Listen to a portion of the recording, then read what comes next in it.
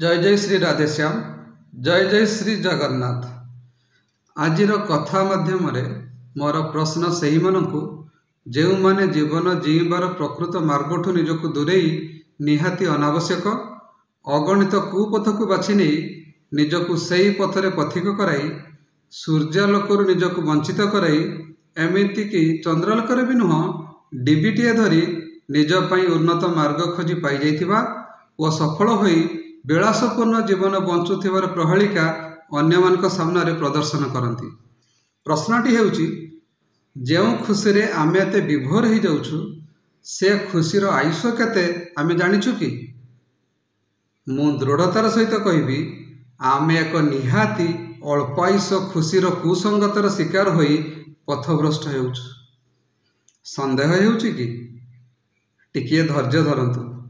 मो कथा सुनी बेसी प्रतिक्रियाशील हेबार आवश्यकता नहीं, केवल टिके ध्यान दे शुणिबा हेबे एवं स्थिर मन रे चिंता करी काणीचाए परिवर्तन निज भितर आनिबार प्रयास मु निश्चित भाव आशा रखे।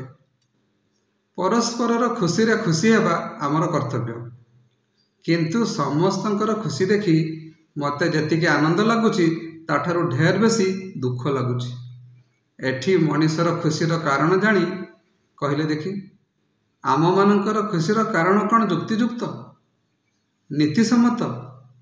निजक खुशी कराइबा पछरे केवल निजर सुबुद्धि निहित अछि ना आउ कहार कुप्ररोचना कौनसी कुबुद्धि को आपणे आमे माने मजा नेउछु?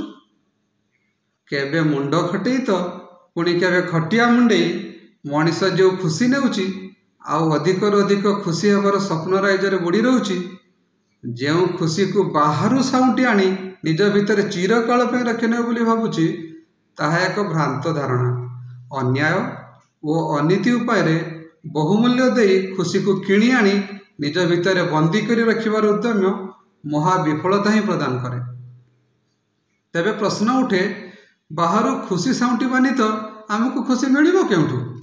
प्रकृत में जीवनर वास्तव खुशी निज भितर ही सृष्टि होता है। अल्प क्षण टिके गभीर भाव चिंता करिबा कौन आमको सर्वाधिक खुशी प्रदान करे?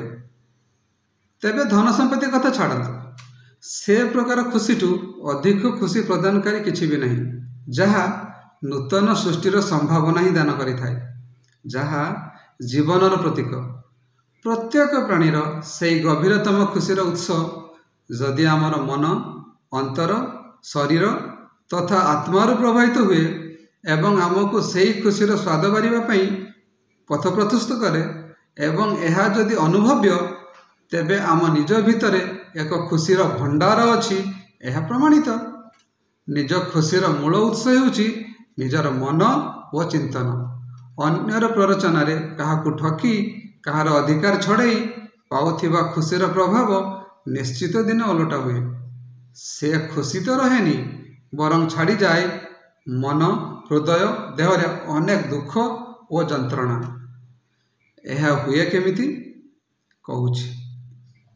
खुशी को बांधि रखिबार आप्राण महा अपचेष्टा करुथिबा मनीष निजकू ढेर ठारू ढेर बेसी पाप अर्जन पथर पथिक सजाइबार सफल उद्योक्ता बनई जीवन को निश्चित भावे नष्ट करदेवार प्रयास ही करे। आउ एई कली जुगरे अन्य को मानसिक दैहिक आर्थिक और रोगाक्रांत करिबारे कृतकार्य होई खुशीर जुआर रे महास्नान करुथाए। एई प्रकार महास्नानर परिणति पई सावधान हो जावार आवश्यकता रही, कारण आम निज कृतकर्मर फल आमको ही ग्रास करिवो। एहा ही ब्रह्मांडर रचयितांक द्वारा स्वीकृति प्राप्त संविधानर नियम। तेणु परमात्मार इच्छा को सम्मान जनाई जाबड़ी धरी हीनमान्यता को मनर पोछि देई शांतिपूर्ण स्वावस्थान मार्ग अन्वेषण करने हेउची जीवन को सफल करिवार एक उत्तम मार्ग। यह ही आजिर मानव समाज ठारू आशा करा जाए। धन्यवाद। जय जय श्री जगन्नाथ।